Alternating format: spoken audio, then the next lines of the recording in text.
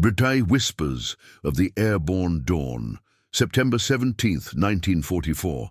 The pre-dawn sky over the English Channel hung heavy with the drone of engines, a mechanical swarm blotting out the stars. You can almost feel it, the chill wind slicing through the open doors of the C-47 sky trains, carrying the sharp tang of aviation fuel and the faint, acrid bite of cordite from test-fired weapons. Inside one of those rumbling beasts, Lieutenant Colonel John Frost gripped the edge of his jump seat, his boots planted firm on the vibrating metal floor. His men of the 2nd Battalion, Parachute Regiment, sat in tense silence, faces smeared with camouflage grease paint that did little to hide the flicker of nerves in their eyes. The red light above the door pulsed like a heartbeat, waiting to turn green. Frost glanced at his watch. 0640 hours. Operation Market Garden was underway, the boldest gamble of the war in Western Europe. Field Marshal Bernard Montgomery's brainchild, a lightning thrust across the Rhine to encircle the Ruhr and end the fighting before Christmas. 3 airborne divisions, the American 101st and 82nd and the British 1st Airborne, would seize key bridges over the Waal, Maas and Lower Rhine rivers. Armour from the British XXX Corps would race up Highway 69 to link up, smashing through to Germany. It was audacious, critics whispered in the planning tents at Buckingham Palace, but the Allies were riding high after Normandy. The Germans were on their heels, or so intelligence said. The plane shuddered as it banked over the Dutch coast, the first glimmers of light revealing patchwork fields below, dotted with farmsteads and the dark ribbon of the Rhine. Frost's radio operator, Sergeant Bill Evans, fiddled with his set, the static crackling like distant gunfire. "All clear on Freak, sir," Evans murmured, his voice barely audible over the roar. Frost nodded, adjusting the straps of his parachute harness. He was a career officer, steady as the Sten gun slung across his chest, but even he felt the weight. Arnhem Bridge, that was their prize, the last crossing before the Rhine, vital for the ground forces. Hold it for 2 days, and victory was theirs. At 0755 the green light flared.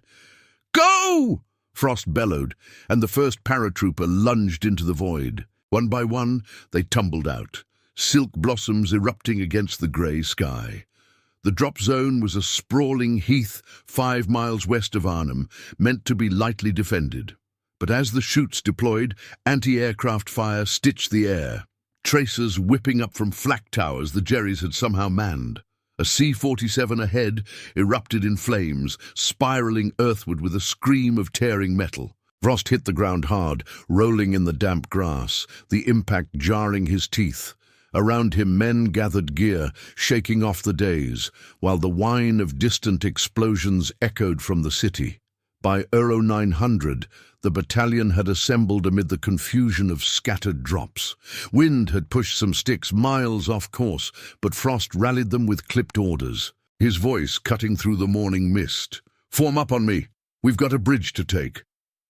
They moved out in columns, jeeps from the Divisional Reconnaissance Squadron rumbling alongside, their 50 caliber machine guns swiveling watchfully. The route to Arnhem wound through wooded lanes and suburban edges, the air thick with the scent of wet leaves and wood smoke from early morning chimneys. Dutch civilians peered from windows, some waving tentatively, others vanishing behind curtains. Trust was a fragile thing in occupied lands. Major General Roy Urquhart, commanding the 1st Airborne, set up his tactical HQ in a commandeered hotel on the Utrecht-Zeeweg Road, overlooking the drop zones. Maps sprawled across tables, lit by the flicker of oil lamps as aides pored over reconnaissance photos. "The 82nd has the Nijmegen Bridge in sight," an intelligence officer reported, his finger tracing the grid lines. "But reports of German armour moving east, SS Panzer Division possibly." Urquhart frowned, rubbing his chin. Intelligence from the Dutch resistance had been spotty. Bletchley Park's decrypts suggested the bridges were undermanned, yet something gnawed at him. The flak had been too fierce, the drops too dispersed. Frost's column pushed forward, encountering only light resistance at first. A few Wehrmacht patrols in half-tracks, dispatched with Bren guns and grenades. By midday, they were closing on the northern outskirts of Arnhem, the spires of the bridge visible through the haze. The men could hear the tramp of their boots on cobbled streets, the occasional burst of small arms fire pinging off walls. Private Tommy Reynolds, a wiry Londoner clutching his Lee Enfield rifle, wiped sweat from his brow. "Feels too quiet, Governor," he muttered to his mate. Frost overheard but said nothing. Optimism was their shield. At Divisional HQ, the first real hitch emerged. Radio communications, reliant on the bulky numbered 18 sets and their temperamental frequencies, began to falter. Static swallowed messages, and acknowledgements went unanswered. Urquhart paced, demanding updates on the other bridges. The 101st Airborne was securing Eindhoven, but the XXX Corps' lead elements, spearheaded by the Guards' Armored Division in their Sherman tanks, were delayed by mines and ambushes on the highway. "Push them!" Urquhart snapped into the field phone. "Every minute counts!" As afternoon shadows lengthened, Frost's battalion reached the rail bridge first, a secondary objective. German defenders, elements of the 10th SS Panzer Division, veterans of the Eastern Front, poured fire from pillboxes. Mortars thumped, sending geysers of earth skyward, and the crack of MG-42 machine guns filled the air like tearing canvas. Frost's men returned fire with Piat anti-tank launchers, the whoosh of projectiles echoing off the steel girders. They cleared the span in brutal hand-to-hand, bayonets flashing. But the main prize, the road bridge over the Rhine, loomed just a mile away. Dusk crept in as the paratroopers dug in along the riverbank, the water below churning dark and swift. Frost scanned the horizon through binoculars, spotting glints of movement. Panzers? Recon vehicles? The radios crackled again, a fragmented message from brigade. "Hold position, ground link-up imminent." But doubt flickered. Where was the armor? The XXX Corps was bogged down 20 miles south, their radios silent amid the chaos. In the fading light, a lone runner arrived from the 1st Border Regiment, gasping out news. German reinforcements massing west of Oosterbeek. Frost lowered his glasses, the weight of command settling heavier. The bridge was theirs for the taking, if they could seize it before dawn. But as night fell, the first probing attacks began, shadows detaching from the tree line, and the faint rumble of engines grew louder in the distance. What no one yet knew was that a single, fleeting lapse in the ether of signals would unravel it all. If you're gripped by this tale of airborne daring, hit that like button and subscribe for more dives into the war's turning points. Shadows on the Bridge, September 18th, 1944. Dawn broke over Arnhem like a reluctant witness, painting the Rhine in strokes of pale gold and grey. The air hummed with the low growl of engines, distant, teasing, but not the thunder of Shermans you'd prayed for overnight. Lieutenant Colonel John Frost's men huddled in the ruins along the riverbank, their foxholes scraped from the soft earth amid bombed-out warehouses. The chill seeped through their battle dress, mingling with the metallic tang of spent cartridges and the sharper reek of unwashed bodies after a night of fitful watches. Frost, his face etched with fatigue under the stubble, peered through the slits of a shattered window in an old tannery, the North Bridge just across the water, its steel arches mocking them in the morning light. The probing attacks had swelled into something fiercer by midnight.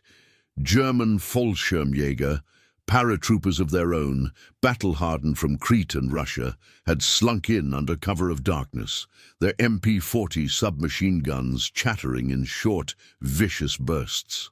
Frost's battalion had held barely, with Bren's rattling back and Piat teams knocking out a pair of SDKFZ 251 half-tracks that tried to ford the shallows. Now, as the sun climbed, the crackle of small arms fire punctuated the air like erratic applause, and the deeper thud of 80mm mortars from the south bank sent shrapnel whining overhead. Private Tommy Reynolds, bandaged around the forearm from a grazing round, spat into the mud. "Bloody Krauts don't sleep, do they?" he grumbled, reloading his Lee Enfield with trembling hands. At divisional headquarters in the Hartenstein Hotel, Major General Roy Urquhart paced the dimly lit ballroom-turned-command post, the Persian rugs scuffed by boot heels and strewn with crumpled maps. The room smelled of stale coffee and cigarette smoke, the walls vibrating faintly from artillery impacts a mile away. Aides clustered around the radio operators, their number 18 sets hissing static like angry geese. "Any word from Frost?" Urquhart demanded, his Scottish brogue sharp as a bayonet. The signals officer, Captain Tony Hibbert, shook his head, wiping sweat from his brow. "Interference, sir. German jamming, or maybe our own Freck shifting. We've got fragments, something about holding the bridge perimeter, but nothing solid since 0200. Urquhart slammed a fist on the table, rattling the teacups. Intelligence had painted the 10th SS Panzer Division as a spent force, licking wounds from the Falaise pocket. Yet here they were, rolling in from the east, Panther tanks with their lethal 75mm KWK-42 guns, half-tracks disgorging Frundsberg troops under Obersturmbannführer Heinz Hamel. The Dutch underground whispered of trainloads arriving under the cover of fog, but confirmation was elusive. Urquhart's mind raced. Market Garden hinged on speed. The 82nd Airborne had the Waal Bridge at Nijmegen in their sights, but XXX Corps was crawling, their lead Irish Guards bogged in traffic jams south of Eindhoven, where German demo charges had cratered the road. Frost's orders were clear: seize the road bridge before the Germans could wire it.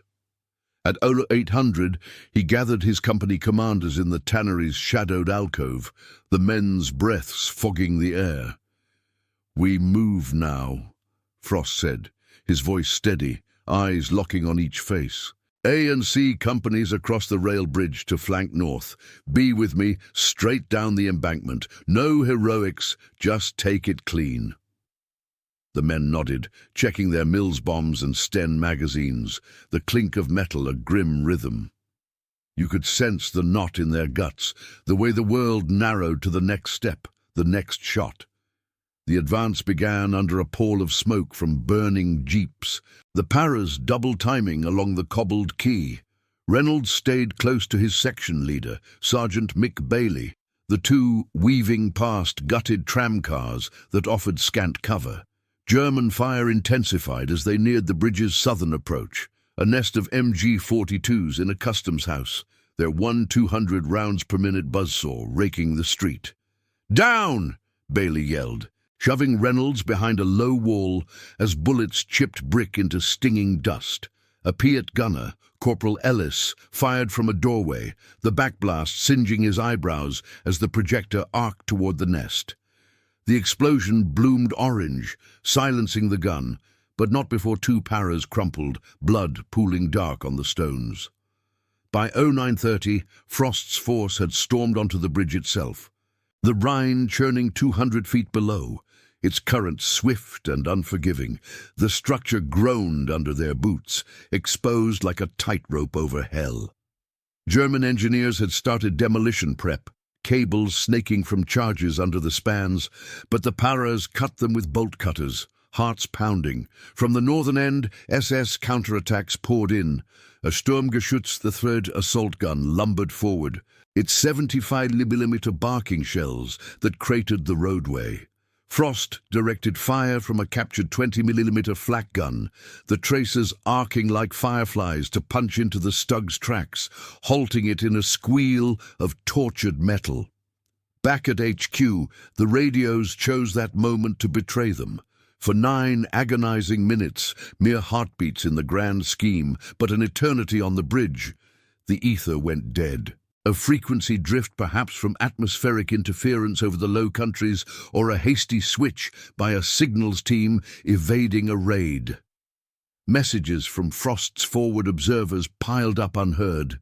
Requests for air support from the Typhoons circling overhead, urgent calls for the first air-landing anti-tank batteries, 17-pounders to reposition. Urquhart's operators twisted dials frantically, the static a mocking roar. "Get me brigade!" he barked. But the line to London crackled empty, the vital link to Bomber Command severed just as panzers massed for a push. When contact flickered back at 0940, it was too late for the moment. Frost's men had secured the northern end, barricading in shell-scarred buildings along the Lion Rampart, the bridge theirs, but at a cost. Casualties mounted. Medics dragged the wounded into basements, morphine syrettes glinting in the dim light amid cries that no amount of grit could silence. Reynolds, hunkered behind a sandbag wall, fired at shadows across the water, his rifle hot in his hands. "Where's the bloody armor?" he panted to Bailey, who could only shake his head, the question hanging like smoke. Urquhart absorbed the fragmented report, his face grim. Reinforcements to Frost, now, and get those radios sorted. But the damage rippled outward. Without those 9 minutes of clarity, airstrikes that could have scattered the SS columns were delayed, typhoons vectored wide on stale Kurds. Hammel's panzers probed harder, their Maybach engines rumbling closer, while south, the Guards' armoured's advance stalled further, unaware of the airborne's peril. Dutch civilians, caught in the crossfire, fled through alleys, their faces masks of terror. Families shattered by the sudden storm. As midday heat baked the battlefield, Frost consolidated his perimeter, a thin red line of khaki against the tide. Gliders from the second lift thudded into fields west of Oosterbeek, bringing jeeps, 6-pounders, and fresh troops from the 4th Parachute Brigade. But the Germans, sensing weakness, tightened the noose. A radio message finally pierced through. XXXX Corps delayed. Hold 48 hours. Frost acknowledged, doubt coiling in his chest. The mistake, that fleeting silence in the wires, had bought the enemy time to entrench, to call up the 9th and 10th SS divisions in full. And as the sun wheeled higher, the first heavy shells from 105mm howitzers began to fall, turning the bridge into a cauldron where every second tested the breaking point. Little did they know, the unravelling had only just begun. September 18th, 1944. The afternoon sun slanted low over Arnhem, casting long shadows that danced like spectres across the shattered ramparts of the road bridge. The air was thick with the acrid stench of cordite and burning rubber, punctuated by the relentless chatter of stain guns and the deeper cough of German 80mm flak guns repurposed as anti-tank weapons. Lieutenant Colonel John Frost wiped the grime from his eyes. Hunkered in the gutted shell of a riverside warehouse, his paratroopers' perimeter now a ragged crescent hugging the northern end. The Rhine flowed indifferently below, its surface dotted with debris from a downed glider that had splashed in earlier, claiming 3 men before they could even unlimber their cargo. The 9-minute blackout had been a thief in the night, stealing not just words, but momentum. Frost's forward elements had radioed for the RAF's Hawker Typhoons to strafe the assembling SS columns, Panther tanks and SDKF Z-234 armoured cars massing on the eastern approaches. But the call vanished into the void. Now, those same panzers prowled closer, their sloped hulls glinting dully as they nosed through suburban streets lined with smouldering Dutch houses. Obersturmbannführer Heinz Hammel's 10th SS Panzer Division, reinforced by stragglers from the 9th SS Hohenstaufen, had turned the tide with ruthless efficiency. Their radios, less plagued by the atmospheric quirks that bedeviled Allied sets, coordinated with precision, infantry and half-tracks dismounting to lay suppressing fire, while Nebelwerfer rocket launchers, those screaming memes, loosed salvos that turned the air into a howling inferno. Private Tommy Reynolds pressed his back against a crumbling wall, his Lee Enfield clutched like a lifeline, the wood stock slick with sweat. You can imagine the burn in his shoulders from hours of firing, the way each recoil jarred his wounded arm, but there was no respite. "Incoming!" Sergeant Mick Bailey roared, yanking Reynolds down as a 75mm round from a Panther slammed into the key, hurling chunks of concrete skyward in a deafening roar. Shrapnel whined past, one fragment nicking Bailey's helmet with a spark. The blast wave pressed against your chest, hot and suffocating, leaving ears ringing amid the cries of the injured. Medics darted from cover to cover, their Red Cross armbands stark white against the khaki chaos, administering sulfur powder to gut wounds that no bandage could truly mend. At the Hartenstein Hotel, Major General Roy Urquhart's command post thrummed with frantic energy, the once elegant lobby, now a hive of maps pinned to walls with daggers and orderlies, relaying scraps of intel by runner. The scent of damp wool and machine oil clung to everything, radios number 18 sets stacked like cordwood, their operators cycling frequencies in a desperate bid for clarity. Captain Tony Hibbert, the signals chief, hunched over a console, his fingers black with grease. "It's the ionosphere, sir. Solar flares or some rot messing with propagation," he explained to Urquhart, who loomed over him like a storm cloud. That 9-minute gap, it snowballed. Frost's cords for the typhoons were outdated. They hit empty fields instead of the panzer assembly areas. Urquhart's jaw tightened, his mind a whirlwind of contingencies. The second glider lift had landed fitfully around noon. The 4th Parachute Brigade, under Brigadier John Hackett, touching down west of Oosterbeek amid worsening flak. They'd brought vital supplies, 17-pounder Achilles tank destroyers, towed howitzers from the 1st Air Landing Light Regiment, and crates of ammunition that the bridge garrison desperately needed, but the drops were scattered, gliders splintering on treetops or German counter-battery fire, and the route to Frost's position wound through contested woods where SS snipers picked off the unwary. Hackett's men fought their way forward in skirmishes, bayonets fixed for close quarters, but the delay meant the anti-tank guns arrived piecemeal, their crews manhandling the heavy barrels through hedgerows under mortar duels. Southward, the ripple effects cascaded like dominoes. The XXX Corps, under Lieutenant General Brian Horrocks, inched along Highway 69 in their Cromwells and Challengers. The Irish Guards' lead battalion delayed not just by mines, but by the unseen chaos at Arnhem. Without real-time updates from the airborne, Horrocks' staff at Tactical HQ near Valkenswaard second-guessed their push, conserving fuel for a thrust that seemed increasingly phantom. A staff officer pored over aerial photos from a spotting mosquito, noting the SS build-up, but the lack of bridge confirmation bred caution. "If Frost hasn't secured it, we're walking into a trap," he muttered, the words hanging heavy in the command tent's stifling air. Back on the bridge, Frost orchestrated the defense with the calm of a man who'd long ago made peace with the odds. "Redirect that Piat team to the east flank," he shouted over the din, pointing to where a pair of Stu G3 assault guns nosed from an alley, their low profiles making them ghosts in the urban maze. The projector thumped, the bombs streaking true to cripple one vehicle's tracks in a fountain of sparks, but the second returned fire, its shell vaporizing a Bren gunner in a flash of orange. Frost's perimeter shrank by the hour, men falling back to the tannery and adjacent buildings, barricades of furniture and sandbags their only bulwark. Dutch resistance fighters, members of the Arnhem Underground, armed with scavenged carabiner 98Ks, slipped in to aid, whispering of German troop trains unloading at Wolfie's station. But their intel was fragmented. Voices hushed in cellars reeking of fear and mildew. As evening deepened, the bombardment intensified. German 150-meter SFH-18 howitzers, hauled from the Reich's artillery parks, zeroed in on the bridge approaches, shells walking their barrage with mechanical precision. The ground trembled, dust sifting from ceilings as Frost's headquarters, a commandeered bank vault, shook like a leaf.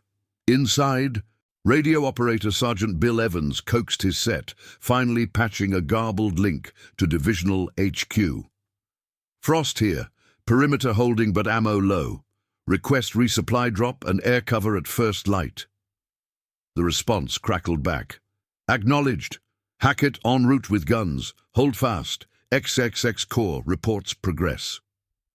But progress was a lie. The Guards armoured was mired 12 miles south, ambushed by 15th Panzer Grenadier remnants who'd mined the road with Teller mines, their recovery vehicles straining under the weight of disabled Churchills. Reynolds, reloading behind a toppled tram, felt the exhaustion seep into his bones, the metallic taste of blood from a split lip. "Think we'll see those tanks by morning, Sarge?" he asked Bailey, who scanned the darkening river through his binoculars. Bailey's reply was grim. "If the radios don't fail us again." Across the water, German searchlights probed the sky, illuminating incoming gliders from the third lift, too few, too late, as flak batteries tore into them like wolves on a herd. One glider disintegrated mid-air, its payload of medical supplies and 6-pounder guns plummeting into the Rhine, lost to the current. Urquhart, briefed on the latest, stared at the operations map, red pins marking enemy advances like bloodstains. The 9-minute mistake had amplified every flaw, dispersed drops, underestimated SS reserves, faltering comms in the humid Dutch autumn. Hackett's brigade clashed with Frundsberg paratroopers in the woods, their fighting knives flashing in the twilight, buying time, but at a butcher's bill. Frost's men, outnumbered 5-1, braced for the night assault. The bridge's central span, a no-man's land of twisted girders and flickering fires. As stars pricked the sky, the first waves of German infantry probed the lines, silhouettes in Feldgrau, grenades arcing like fireflies, testing the para's resolve. The offensive's grand thrust teetered, the silence's echo reverberating through every command decision, every desperate shot fired into the gathering dark. And with dawn still hours away, the question lingered. How much longer could the thin khaki line endure before the noose pulled taut? September 19th, 1944. The first light of dawn filtered through the smoke-hazed sky over Arnhem, turning the Rhine into a ribbon of molten silver streaked with oil slicks from sunken barges. The air vibrated with the staccato rhythm of distant gunfire, a relentless underscore to the groans of the wounded, echoing from makeshift aid stations in the cellars along the bridge perimeter. Lieutenant Colonel John Frost stirred in the dim confines of the tannery's upper floor, his body aching from a night of cat-and-mouse skirmishes, the floorboards sticky with congealing blood. Outside, his paratroopers of the 2nd Battalion clung to their shrinking foothold, faces gaunt under layers of dust and sweat, their Sten guns and Brens cradled like weary children. The night's probes had been merciless. German infantry, veterans of the 10th SS Panzer Division's Frundsberg Regiment, creeping forward in the blackout hours, their FG-42 rifles spitting suppressed fire from hedgerows and ruined facades. Frost's men had repelled them with grenades and bayonet charges, the clash of steel on steel mingling with guttural shouts in English and German. But ammo was dwindling. Each burst from an MG-42 across the river answered with fewer rounds in return. Private Tommy Reynolds, his arm now slung in a field dressing that seeped crimson, huddled behind a sandbagged window in the adjacent post office. The building's walls pocked with bullet holes like a sieve. You can feel the tremor in his hands as he chambered around, the acrid bite of gunpowder clinging to his tongue, every shadow across the water a potential death. At divisional headquarters in the Hartenstein Hotel, now scarred by near misses from 105mm shells, Major General Roy Urquhart convened his staff in the pre-dawn gloom. The room reeked of unwashed uniforms and the sharp ozone tang of overworked radios, maps on the walls curling at the edges from the humid air. Captain Tony Hibbert, still battling the number 18 set's gremlins, reported the latest. "Comms stabilized overnight, sir. But that initial blackout's ghosts linger. Frost's calls for typhoon strikes yesterday afternoon, half of them vectored to wrong grids. The SS Panzers slipped through, unmolested." Urquhart nodded grimly, his eyes bloodshot from sleepless hours. The 9-minute lapse had cascaded into hours of misdirection. RAF pilots circling on outdated positions had bombed empty woods, while Heinz Hammel's columns consolidated east of the city, their Panther tanks refueling from captured Dutch depots. The third glider lift was due at 1100, a desperate infusion from the 1st Airborne's reserves. More 17-pounder guns from the air-landing anti-tank battery, ammunition crates, and the Polish 1st Independent Parachute Brigade under Major General Stanisław Sosabowski. But German flak, 80-mm batteries emplaced on the Utrechtseweg, had thickened overnight, their crews alerted by the very intelligence gaps the Allies' silence had gifted. Urquhart paced, dictating orders to runners. "Prioritize Frost, get those Achilles destroyers across if we have to carry them." Southward, the ripple hit XXX Corps harder. Lieutenant General Brian Horrocks, in his command caravan near Grave, stared at a situation report stained with coffee rings. The Irish Guards Shermans had clawed to within 10 miles of Nijmegen, but without firm word from Arnhem, caution reigned. "If the bridge is lost, we're exposed," Horrocks told his aide. The 82nd Airborne's Waal crossing still a bloody contest, their Ducks amphibious vehicles braving machine gun fire to ferry assault boats. By mid-morning, Frost's perimeter shuddered under a coordinated push. From the southern bank, a squadron of Stug I-4 assault guns rumbled forward, their 75mm guns elevated to lob high-explosive shells that cratered the quay in geysers of debris. Infantry followed in waves, SS troopers in camouflage smocks advancing behind smoke grenades, their Panzerschrecks shouldered for close-range punches. "Hold the line!"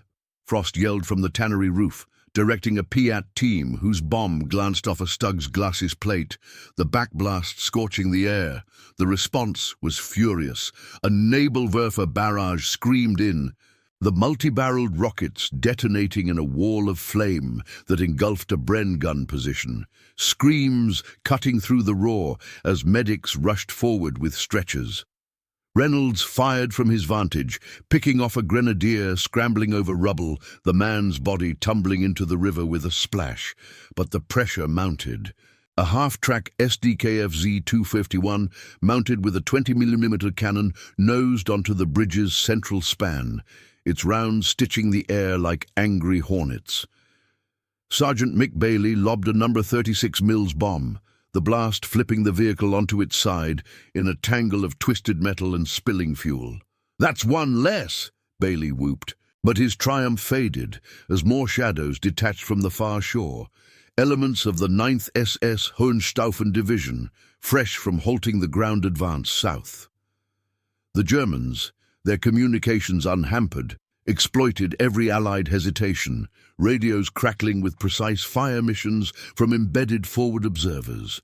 At Oosterbeek, Brigadier John Hackett's 4th Parachute Brigade clashed en route to the bridge, their path blocked by a German blocking force in the Renkumse Beek woods. Mortars thumped from both sides, the 81mm weapons of the 1st Air Landing Light Regiment dueling with enemy 120mm GRW-42s, shrapnel shredding the autumn leaves into confetti. Hackett, a tall figure in his battle dress, urged his men onward. "Push through. Frost can't hold alone." They broke through by noon, towing captured bicycles laden with 6-pounder anti-tank guns, but losses mounted. A jeep convoy ambushed, its .50-caliber mounts silenced by Faust patron teams lurking in ditches. Urquhart received Hackett's update via a panting courier, the man's uniform torn and mud-caked. "They're through, sir, but the guns are short on tow cables, manual haul to the perimeter." The general's fist clenched. The comms failure had delayed not just air support, but resupply drops, many parachutes drifting into German hands under the wind's whim. Typhoons finally screamed overhead at 1300, their 20mm cannons raking a panzer column on the Leopard Road, but the strikes were piecemeal. Chords still approximate from the prior day's fog. Harmel's counter pushed harder, a Panther AUSFG grinding forward under infantry cover, its coaxial MG shredding a Paris's foxhole. As afternoon waned, Frost's men fell back to a tighter cordon around the bridge's northern bastion, the tannery now a command bunker amid flames licking the walls. Evans, the radio op, fought static for a link to HQ. Perimeter contracting.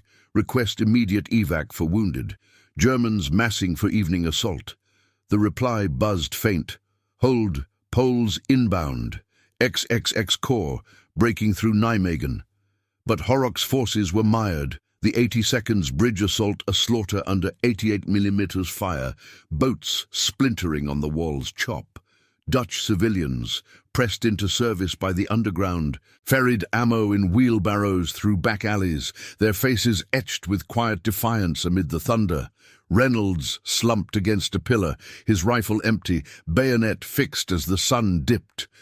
The 9-minute mistake echoed in every delayed shell, every missed strafing run, turning bold audacity into a siege. SS spotters directed artillery with chilling accuracy, 150mm rounds walking closer, collapsing roofs in cascades of brick. Frost scanned the horizon, spotting gliders spiraling down under fire, the Polish lift, their white eagles defiant. But as dusk fell, the German assaults swelled, half-tracks revving, infantry chanting under the barrage. The bridge trembled, the Paris line fraying, and in the gathering dark, a new desperation clawed at the heart. How long before the armor's roar became just another echo of what might have been? September 20th, 1944. Twilight's bruised hues bled into the Arnhem skyline, the Rhine a dark vein pulsing under the flicker of distant flares. The air hung heavy with the reek of scorched timber and cordite, every breath laced with the coppery tang of blood from the latest German barrage. Lieutenant Colonel John Frost crouched in the shadowed bowels of the tannery, his paratroopers' perimeter now a gauntlet of fire-blackened ruins, encircling the bridge's northern tip like a noose drawn tight. The walls trembled from the thud of incoming 105mm shells, dust sifting down in relentless curtains, while outside, the crack of Sten guns answered the relentless buzz of MP40s probing from across the water. The Polish gliders had come in the dying light of the previous afternoon, their silhouettes twisting against the flak-laced sky like wounded birds. Major General Stanisław Sosabowski's 1st Independent Parachute Brigade, veterans of Monte Cassino, their white eagle patches stark on battle-worn denims, had fought through a gauntlet to land west of the perimeter. But the drops were savaged. 80 mm guns from the 10th SS Panzer Division's batteries tore into the air train, sending Horsa gliders crumpling into the woods around Wolfhees, their plywood fuselages splintering amid screams and the whine of ricochets. Only half the brigade made it intact, their 75mm pack howitzers and anti-tank boys' rifles unlimbered under harassing fire from Frundsberg paratroopers lurking in the underbrush. Private Tommy Reynolds, his face a mask of grime and exhaustion, peered through a loophole in the post office wall, the Polish reinforcements' arrival a faint hope amid the chaos. You can sense the ache in his limbs, the way the chill night air clawed at his wounds, but the distant shouts in Polish, clipped orders amid the tramp of boots, stirred something fierce. Sergeant Mick Bailey clapped him on the shoulder, his voice a rasp over the din. "Tommies and Poles together now, let's give the bastards hell." Yet the link-up faltered from the start. Runners from Sosabowski's command post, a commandeered farmhouse pocked by shrapnel, threaded through SS ambushes, their Sten magazines empty by the time they reached Frost's lines. The 9-minute blackout's legacy lingered like a curse. Fragmented radio cords had scattered the Poles wide, their number 18 sets jammed by the same atmospheric interference that plagued everyone, leaving maps outdated and paths mined with unseen telecharges. At the Hartenstein Hotel, Major General Roy Urquhart's headquarters teetered on the edge of frenzy. The grand staircase a triage ward, where medics stanched arterial bleeds under lantern light. The scent of ether and gangrene mingled with the ozone hum of generators powering the radios, Captain Tony Hibbert's team splicing wires in a bid to pierce the static veil. "Poles are pinned, sir," Hibbert reported, his voice cracking with fatigue as Urquhart loomed over the console. "They pushed east, but hit a Panzer roadblock, Hammel's 9th SS elements with 4 Tigers. Without Typhoon cover, they're digging in short of the river." Urquhart's fist clenched around a crumpled cigarette. The initial comms lapse had delayed not just strikes, but the entire resupply chain. RAF Mustangs, vectored on stale grids from that fateful gap, had strafed empty fields yesterday, conserving bombs for a breakthrough that never clarified. Now, German spotters, Luftwaffe remnants with binoculars perched in church steeples, called in fire missions with impunity, their 150mm SFH-18 howitzers zeroing on the glider landing zones, turning them into craters strewn with broken crates of 2-inch mortars and morphine. South of the city, the XXX Corps' advance ground to a halt under a leaden sky, Lieutenant General Brian Horrocks pacing his tactical HQ in a requisitioned schoolhouse near Nijmegen, the walls echoing with the growl of idling Sherman engines outside. The air smelled of diesel fumes and wet canvas, aides poring over reconnaissance from a de Havilland Mosquito that buzzed low overhead. The 82nd Airborne had finally wrested the Wild Bridge in a heroic assault, GIs in canvas boats braving MG-42 nests, their Garans barking back, but the cost was staggering, bodies floating face down in the current, their Mae West vests useless against headshots. Horrocks slammed the table, scattering pencils. "Where's the damn confirmation from Arnhem? If Frost has the bridge, we punch through. If not, we're flanked by every SS division west of the Rhine." The silence from the airborne, amplified by the 9-minute void's chain reaction, bred paralysis. Staff officers debated phantom reports. Was the road bridge wired? Were panzers rolling unchecked? The Guards' armoured divisions lead Cromwells, bogged in mud from overnight rain, waited for the green light. Their 75mm guns trained on empty horizons, while German 20th Panzer Grenadiers mined the approaches with S-mines, their pop-up blasts shredding tracks and morale alike. On the bridge, Dawn's assault had been a storm of steel. Heinz Hammel's SS forces, their communications a web of efficient field phones and Enigma-secured bursts. He coordinated a pincer. Infantry from the Hohenstaufen division swarming the southern ramp with flamethrowers belching fire that licked the girders, while Panthers AUSFG prowled the east, their 75mm Kabuki-42s punching through barricades like paper. Frost directed from the tannery's shattered cupola, his voice hoarse over the roar. "Piats to the flank! Nail that tiger!" A Polish section, finally linking up after a brutal dawn skirmish through the rail yards, unlimbered a 6-pounder gun, its crew cranking the trail in the mud as the anti-tank rounds streaked out, slamming into the Tiger's turret ring in a gout of flame.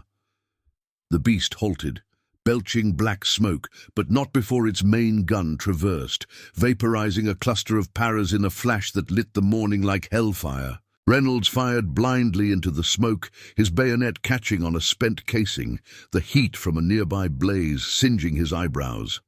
Bailey dragged a wounded Pole to cover, the man's uniform shredded by shrapnel, gasping in broken English. "Bridge! Hold! For Poland!"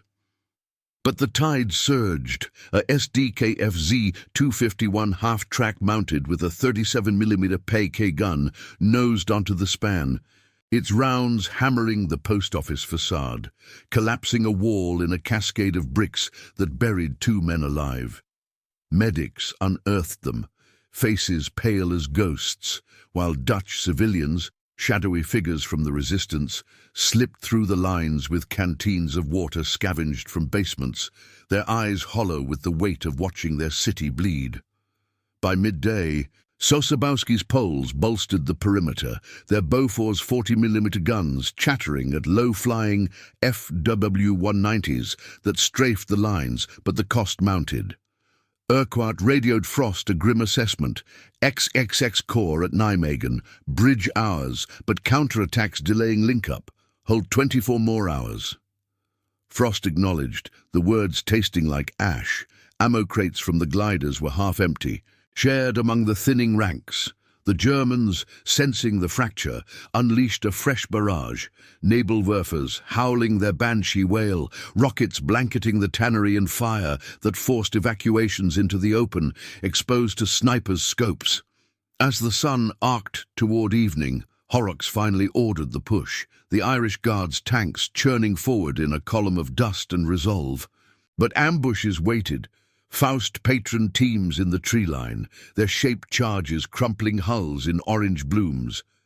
Back in Arnhem, the perimeter contracted further, Frost's men falling back to the last buildings before the rampart, the Rhine's roar a mocking constant. Reynolds reloaded his last clip, the Polish cheers fading into the din. As a new wave of SS infantry crested the far bank, Feldgrau horde under spotlights, engines rumbling behind. The 9-minute mistake had woven its web through every delay, every lost glider, turning audacity to attrition. And as night clawed in, the question burned. Would the armor break through before the bridge became a pyre, or would the silence claim them all? September 21, 1944. The night sky over Arnhem wept rain, a cold drizzle that turned the Rhine's banks into a quagmire of mud and misery, slicking the blood on the cobbles into dark rivulets. Lieutenant Colonel John Frost leaned against the splintered frame of a window in the tannery's ground floor, his paratroopers' perimeter now a ragged scar of sandbags and barbed wire clinging to the bridge's northern bastion like a dying man's grip. The air thrummed with the low growl of German engines idling across the water, Panthers and half-tracks of the 10th SS Panzer Division, their outlines blurred by the downpour and the sporadic crack of sniper fire that snapped like whips in the gloom. You can almost taste the damp rot seeping from the walls, mingling with the sour reek of fear sweat and the faint, sickly sweet odor of gangrenous wounds from the aid post below. The previous day's assault had carved deeper into the lines. Heinz Harmel's SS troopers, reinforced by the full weight of the 9th Hohenstaufen Division, pressing with a ferocity born of desperation and clear orders from Berlin. Their radios, untroubled by the Allies' spectral interference, had orchestrated the waves, infantry in waterproofed smocks fording shallows under cover of smoke. Panzerschrecks belching fire that crumpled a Polish 6-pounder gun in a shower of molten steel. Frost's men, bolstered by Sosabowski's Poles, had held through sheer will, their Brens chattering defiance until barrels glowed red. But the cost was etched in every face, hollow cheeks, eyes ringed black, voices hoarse from shouting over the storm. Private Tommy Reynolds shivered in the post office ruins, his Lee Enfield a cold weight across his knees, the sling chafing his raw skin. Sergeant Mick Bailey, bandaged across the chest from shrapnel, passed him a ration of hardtack, the crumbs dissolving like ash on his tongue. "Heard the Poles got their howitzers in position last night," Bailey muttered, rain dripping from his helmet brim. "Might buy us dawn." But hope was a fragile thing. The 9-minute blackout's shadow stretched long, its initial silence compounding into days of missteps. Radio operator Sergeant Bill Evans, fingers numb on his number 18 sets dials, had pieced together fragments. Typhoons delayed again, their rockets wasted on decoy convoys, while Harmel's real thrust gathered unchecked. The Poles' pack howitzers thumped sporadically from Oosterbeek heights, shells arcing high to splash futilely short of the panzers, Koord skewed by the lingering static veil. At the Hartenstein Hotel, Major General Roy Urquhart's command post resembled a besieged fortress. The once opulent halls crammed with stretchers and signalmen, the air thick with the buzz of flies over untouched meals. Captain Tony Hibbert, his uniform stiff with dried mud, briefed Urquhart by candlelight, the flame guttering in drafts from shell-blasted windows. "Comms holding steady now, sir, but the damage. XX Corps reports Nijmegen secure. Guards armoured pushing north at last. But they're 8 miles out, ambushed by 15th Panzer Grenadiers. Faust patron hits on the lead Cromwells." Urquhart rubbed his temples, the map before him a battlefield of red arrows converging like vultures. The initial lapse had rippled south. Without timely bridge confirmation, Lieutenant General Brian Horrocks had hesitated, his staff conserving armour for a phantom flank that the SS exploited with rapid redeployments. Now, the Irish Guards crawled through rain-lashed woods, their 75mm guns muffled by the downpour, recovery teams winching disabled Shermans from ditches mined with pressure plates. Dawn broke grey and unforgiving on the 22nd, the rain easing to a mist that cloaked the German advance. Frost rallied his remnants, fewer than 300 effectives from the original 700, for a final stand. Polish and British paras intermingled in the barricades, sharing cigarettes and whispered prayers. Sosabowski's men, their white eagles muddied, manned the flanks with captured MG-42s, the weapon's savage rate of fire a grim equalizer. But the assault came at 0700. A Tiger wine-heavy tank, its 88mm KWK-36 roaring like judgment, lumbered onto the bridge span, trailed by infantry in assault boats slicing the current. "Piats up!" Frost bellowed, directing fire from the ramparts. The projector whooshed, the bomb glancing off the Tiger's mantlet in a harmless spark, but a Polish boys' rifle team followed, 55 caliber rounds pinging futilely against the behemoth's armor.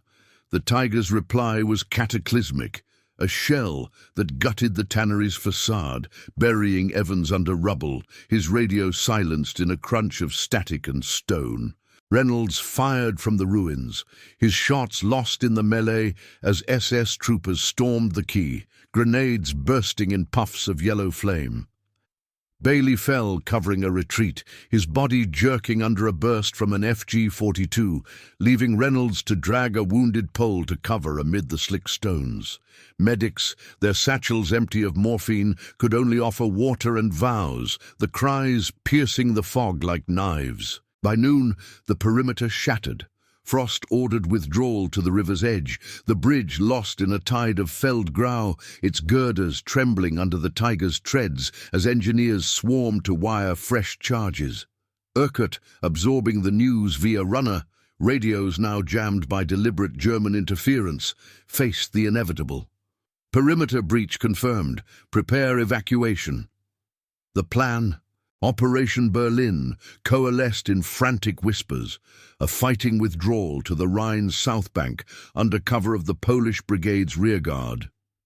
Southward, Horrocks' XXX Corps finally crested the Nijmegen heights on the 23rd, their Coldstream Guards tanks, Challenger variants with 17-pounders, clashing with SS rearguards in a thunder of tracks and cannon, but it was too late. The airborne stand had bought 3 days, not the 2 promised, and the panzers now barred the highway like an iron wall. The evacuation unfolded in hellish fragments from the 24th to 25th, under a moonless sky lashed by wind. Frost, wounded in the leg but refusing evacuation, coordinated the last boatloads from the Driel ferry point. Polish and British survivors, wading chest-deep into the icy current, their equipment abandoned to the depths. Reynolds, one of the lucky few, clung to an assault boat rowed by Royal Engineers, the Rhine's chill numbing his wounds as bullets plipped the water around them. Over 2, Suwerneren made it across, but thousands more, trapped in Oosterbeek's pocket, surrendered to encirclement, their foxholes flooded by artillery. In the aftermath, as fog blanketed the scarred fields on September 26th, Urquhart tallied the toll: 500 British airborne casualties, the bridge a twisted monument to what might have been. The 9-minute mistake, that fleeting void in the ether, hadn't acted alone, but it ignited the fuse. Delayed strikes, scattered lifts, hesitant ground thrusts, all unravelling Montgomery's gamble. Market Garden faltered, the Ruhr unencircled, winter's grip tightening on a war prolonged by seconds stolen in the static. Frost, captured and marched into the Reichsmoor, carried the weight of those moments, a silent testament to choices forged in the crucible of rain and fire. The offensive collapsed not in thunder, but in the quiet unravelling of a single, unforgiving lapse.